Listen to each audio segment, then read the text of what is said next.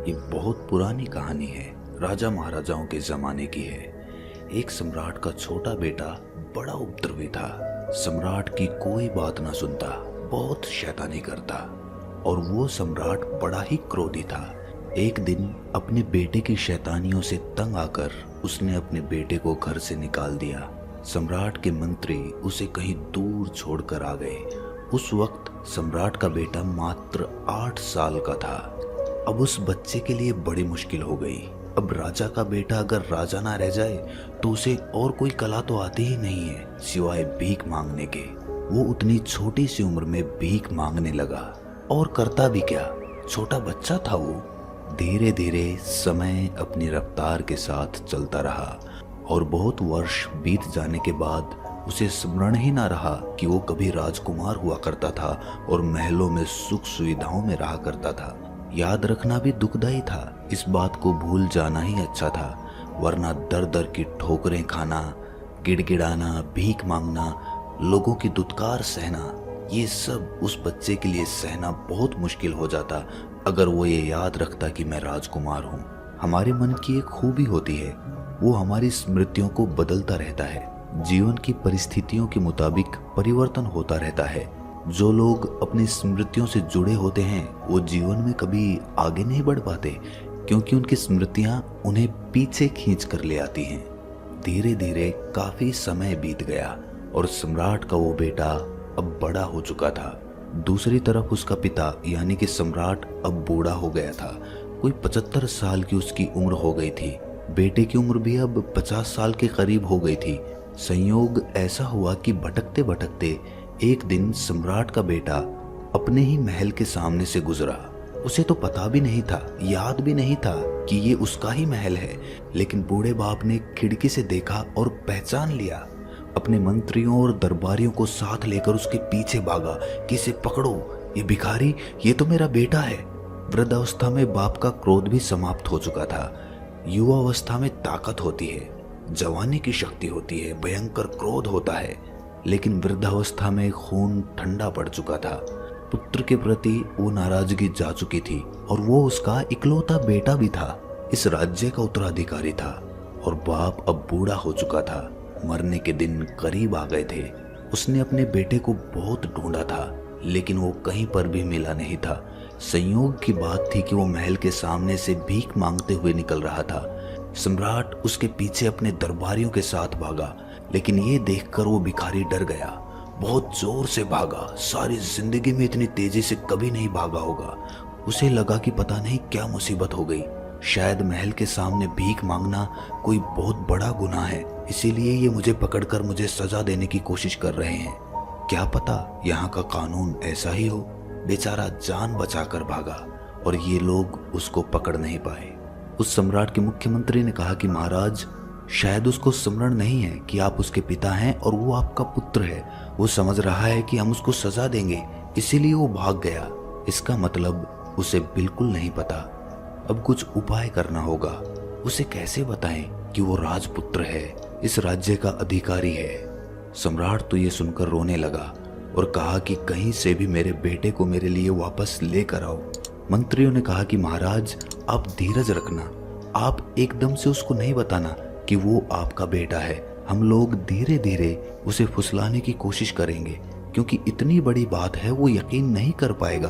क्या पता पागल हो जाए, डर जाए, सोचे कि पता नहीं कौन सी चाल चल रहे हैं ये लोग। धीरे धीरे उसकी खोज की गई। एक साधारण सिपाही उसे जाकर मिला और कहा, सम्राट के यहाँ एक सफाई करने वाले की जरूरत है। अगर तुम ये नौकरी करना चाहो तो तुम ये काम कर सकते हो। उस भिखारी को ये बात सही लगी। उसने सोचा कि भीख मांगने से अच्छा तो नौकरी कर लेना है, पर सफाई करनी उसको आती नहीं थी। ये बात उसने सिपाही से बताई, पर सिपाही ने कहा कि कोई बात नहीं, हम समझा देंगे, उसमें कौन सी बड़ी बात है, सफाई तो कोई भी कर सकता है। और उसके बाद वो भिखारी सफाई कर्मचारी के रूप में उस महल में काम करने लग गया। कोई महीना भर काम करने के बाद उसे उसी महल में माली के रूप में बगीचे में काम मिल गया। वरिष्ठ माली ने उसको कुछ सिखा दिया कि ऐसा करना है, पौधों में ऐसे पानी देना है, कटाई कैसे करनी है पौधों की। और अब उस भिखारी का अपने ऊपर कुछ विश्वास बढ़ने लगा था कि मैं राजमहल के बगीचे का माली हूँ। भीतर कुछ गरिमा भी पैदा हुई, कुछ आत्मसम्मान पैदा हुआ। कुछ दिनों के बाद उसे दरबान का कार्य दे दिया गया। अब तो कभी कभी सम्राट बगीचे में घूमते हुए मुस्कुराकर उसकी तरफ देखते, उसे बहुत अच्छा लगता। कभी कभी सम्राट उसकी पीठ भी थपथपा देते कि तुम बहुत अच्छा काम कर रहे हो। तब तो कहना ही क्या, वो फूला नहीं समाता। 2 महीने बाद उसको मुख्य दरबान बना दिया गया, महल के खजाने का दरबान। अब तो उसकी शान बहुत बढ़ गई थी। धीरे धीरे कदम दर कदम उसको फुसलाने की कोशिश की जा रही थी। वो खजाने का दरबान बन गया, वहां की चाबी उसके पास ही रहने लगी।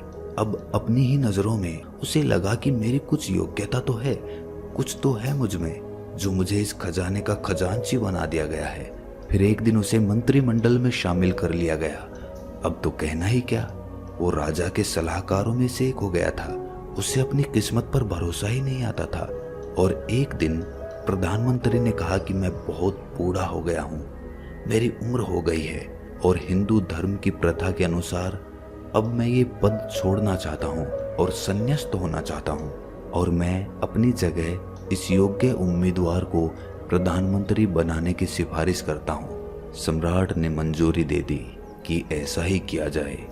उस भिखारी को भरोसा तो ना आता था कि मेरा भाग्य इतना अच्छा कैसे हो सकता है, मुझ में ऐसा कौन सा गुण है जो ये लोग देख पा रहे हैं। कभी कभी शक भी होता था, लगता था कि जरूर मैं कोई गुणवान आदमी हूँ, तभी तो मुझे प्रधानमंत्री बना दिया गया। अब तो राजा के पास आना जाना काफी बार होता था। एक दिन में 2-4 बार कुछ सलाह मशविरा करना होता और राजा बड़े सम्मान के साथ उसके सामने पेश आते थे। राजमहल के सभी लोग उसे बड़ा प्रेम और सम्मान देते थे। एक दिन सम्राट ने उससे कहा कि मेरा कोई बेटा नहीं है और मैं तुम्हें पुत्रवत देखता हूँ और तुम्हें अपने राज्य का उत्तराधिकारी बनाना चाहता हूँ। तुम्हारे नाम वसीयत लिखना चाहता हूँ।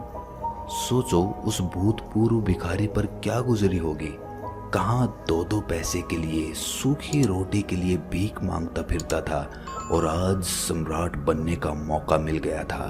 और फिर एक दिन सम्राट ने उससे कहा कि अब वक्त हो गया है, मैं थक गया हूँ और अब मैं भी आध्यात्म में डूबना चाहता हूँ, अब तुम राजपाट संभालो। उस दिन से वो भिखारी उस राज्य का सम्राट बन गया। एक दिन पुराने सम्राट ने उसे अपने पास बुलाकर कहा कि अब मैं तुम्हें सच बता देता हूँ, तुम वास्तव में मेरे ही पुत्र हो, तुम ही इस राजगद्दी के अधिकारी हो। लेकिन तुम्हें एकदम से ये बात कहते तो तुम्हें ये बात हजम नहीं होती, इसीलिए ये 1.5 साल का समय खर्च हुआ। ये बात हम पहले दिन भी कह सकते थे, लेकिन तुम तो ऐसे बच के भागे थे जैसे हम तुम्हें कोई सजा देने वाले हों। उस दिन हम तुम्हारे पीछे तुम्हें बुलाने के लिए भागे थे, इस राजगद्दी पर बिठाने के लिए। उस युवक ने कहा कि आपने अच्छा ही किया, उस दिन तो मैं समझ भी नहीं सकता था, मैं तो सब भूल भाल चुका था, मुझे कुछ भी याद नहीं था। आज आप कह रहे हैं तो हल्की हल्की स्मृति आती है। राजमहल की दीवारों को देखकर, खिड़की दरवाजों को देखकर लगता है कि पहले भी कभी देखे हुए हैं। साफ साफ नहीं लेकिन धुंधली धुंधली स्मृति आती है। जब वो युवा सम्राट बन गया, गद्दी पर बैठ गया, सम्राट घोषित हो गया, इसके बाद भी उसको रात को कभी कभी सपने आते थे। वो भीख मांगने लगता था अपने सपनों में।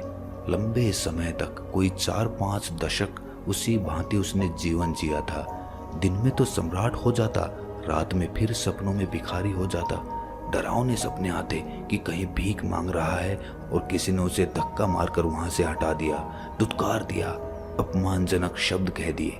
बीमार है और इलाज के लिए पैसे नहीं हैं, बरसात हो रही है और सर छुपाने के लिए छप्पर नहीं है। बड़ी तकलीफों के दिन याद आते उसे सपनों में। दिन में तो सम्राट हो जाता था, चेतन मन तो उसका मान गया कि मैं सम्राट हूँ। वो भी 1.5 साल में माना था, धीरे धीरे एक तरकीब से माना था, नहीं तो उस चेतन मन को मनाना भी बड़ा मुश्किल था। लेकिन अवचेतन मन पिछले 50 सालों का, वो कैसे माने। वहां जो रेखाएं खिंची थी, जो स्मृतियां पड़ी थी, वो बहुत प्रगाढ़ थी। अपने बेटे की ये हालत देखकर उसके बूढ़े पिता ने एक इंतजाम किया। एक सन्यासी को बुलाया, उसको बताया कि समस्या क्या है। उसने उसको बताया कि ये दिन में तो राजा जैसा व्यवहार करता है, लेकिन सपने में फिर से भिखमंगा हो जाता है, रात भर दुखदायी सपने देखता है। इसके जीवन की कहानी 2 हिस्सों में बट गई। उस सन्यासी ने कहा कि थोड़े से सम्मोहन के प्रयोग इसके ऊपर करने होंगे, अवचेतन मन तक ये धारणा बिठानी होगी कि ये सम्राट है। अवचेतन मन को अभी तक यही लगता है कि ये भिखारी है। उस सन्यासी ने कोई 3 महीने रोज उस पर प्रयोग किए, उसको योग निद्रा की अवस्था में ले जाकर सुझाव देता कि तुम सम्राट हो, भाव करो कि मैं सम्राट हूँ, मैं सम्राट हूँ। रात सोते समय ये प्रयोग करता, यही भाव करते करते वो उसे सुला देता, चित्रात्मक रूप से उसको ये दिखाने की कोशिश करता कि तुम सम्राट हो। विशेषकर रात को सोते समय वो ये प्रयोग करता था। क्रमशः धीरे धीरे ये धारणा उसके भीतर बैठती गई और सम्राट होने की धारणा भिखमंगे होने से ज्यादा मजबूत हो गई। कोई 2-3 महीने का समय लगा, तब जाकर अवचेतन मन के वो पुराने सपने समाप्त हो गए। सुनने में ये कहानी विचित्र लगे, लेकिन हम सब की यही कहानी है। हम सब परमात्मा स्वरूप हैं। हमारी आत्मा स्वयं ब्रह्म है, लेकिन हम भूल गए हैं और लंबे समय तक भूले होने की वजह से एक साधारण इंसान अपने आप को समझने लगे हैं। आज कोई तुम्हें कहे कि तुम ही परमात्मा हो तो स्वीकार करना मुश्किल हो जाएगा। तुम हंसने लगोगे, तुम इसे मजाक समझोगे, क्योंकि हमारा अवचेतन मन अपने आप को एक साधारण इंसान समझने लगा है।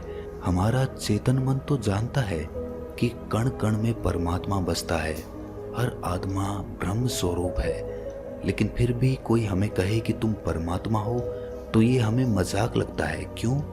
क्योंकि हमारा अवचेतन मन उसको स्वीकार नहीं कर सकता। अगर हम योग निद्रा में जाकर कुछ प्रयोगों के माध्यम से अपने अवचेतन मन में कोई भी धारणा स्थापित कर लें, किसी भी तरह की धारणा, जो भी हम अपने जीवन में पाना चाहते हैं, आनंद, खुशी या फिर धन दौलत या कामयाबी, सफलता, कुछ भी, अगर योग निद्रा में जाकर ये प्रयोग किया जाए तो कोई भी काम, कोई भी सफलता बड़ी आसानी से प्राप्त की जा सकती है।